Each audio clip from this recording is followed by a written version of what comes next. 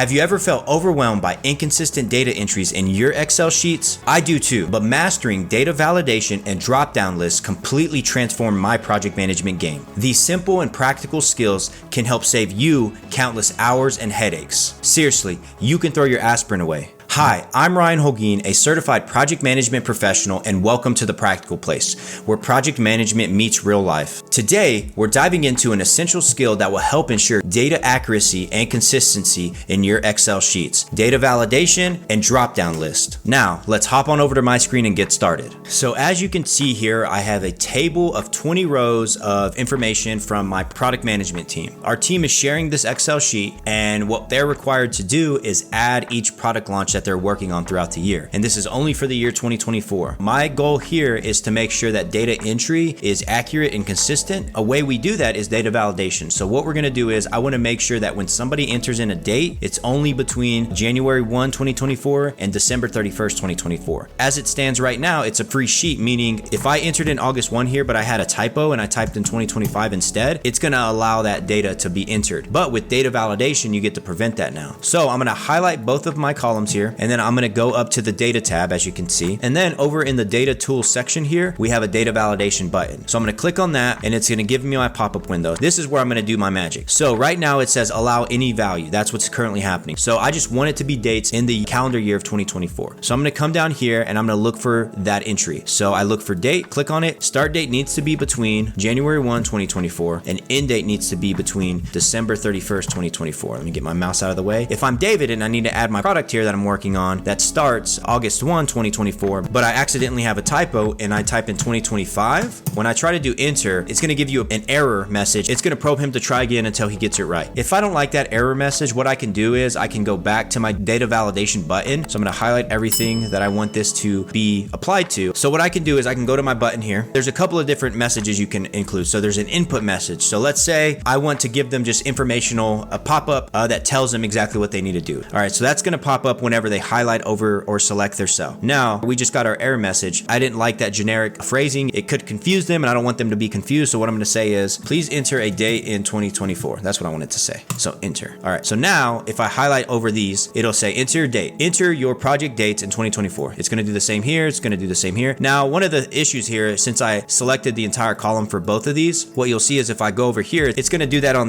the header row as well. And I don't want that. So what I'm gonna do is I'm gonna highlight both of those cells. I'm gonna go back to the data validation button. I'm gonna go back to settings and I'm gonna say clear all and enter. So now you can see it's still on my rows, on my line items here, but when I go back up to my header, it's gone. So now I can filter if I need to there. So that's something you gotta look out for when you're doing data validation. Okay, now let's get over to drop-down list. Why would a drop-down list in this case be relevant? On my team, I only have Carol, Bob, David, and Alice. When I'm running reports later and I'm filtering by names, I wanna make sure that their names are accurate and I'm getting the appropriate numbers for each individual on my team, right? And so I wanna make sure that nobody makes a mistake typing their name in wrong or putting in the wrong name. And so what I'm gonna do is I'm gonna assign a drop-down list for that column. First, I have to create my drop-down list where the source data is gonna come from. I'm gonna just do that over to the right. I'm gonna type in each team member's name. Okay, so that's in here. And I actually want this to be in alphabetical order. So let me do that real quick. Sort and filter. Okay, so now it's in alphabetical order. Go back to data. Okay, so now I'm gonna highlight my entire column and I'm gonna click on my data validation button. So right now it's allowing any value. I wanna go to list, okay? Okay, so what you wanna do is you wanna go to the source field here. So it's blank. So it's telling you where's your source data coming from. And so what I wanna do is go to the column over to where I created my list. And what I've seen is I've seen some folks highlight the selection of the cells that they filled in to create their list. What I'm gonna do is I'm gonna highlight the entire column here. That way, later in the year, if I need to be able to replace that name or add to this list, if I only highlight the selected cells that I filled in for my list, when I add a new name, I'm gonna have to do some manipulating, which will just be an extra step later, so I don't wanna do that. I wanna highlight the entire column. I'm gonna go to my input message and I'm gonna say, select your name.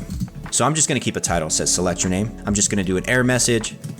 I'm just gonna say, please try again. All right, if I'm David and I need to add a new project, I can click on this. You see the drop-down list pop up and I'm gonna go to David, right? Let's say that Ryan has joined the team. Let's say I joined my team and I need to add a project on here. If I start typing in Ryan and I select enter, it's gonna tell me to try again, right? It's not gonna work. But I can go over here and I can add myself to the list because I selected the entire column, right? And now when I go to my list, you can see my name's added. That's why I selected the entire column earlier, was because I knew I wanted to add a name, and I can easily do that by just selecting the entire column for my source data, adding a new name, and it's automatically going to update the drop-down list whenever a team member needs to go and put their name in when they're new to the team. And that's how you do drop-down list. And that is data validation and drop-down list. They are simple yet powerful tools that can significantly enhance your data accuracy and user experience in your Excel projects. As a project manager, ensuring clean and consistent data can save you time and prevent many headaches down the road. Make sure to check out our previous video on conditional formatting by clicking here. Conditional formatting complements data validation perfectly by allowing you to visually highlight any important information based on any criteria that you have. If you found this video helpful, please like it and share it with your network. Don't forget to subscribe to The Practical Place for more project management tips. If you have any questions or topics you'd like for me to cover, please leave them in the comments below. Thanks, and we'll see you in the next video.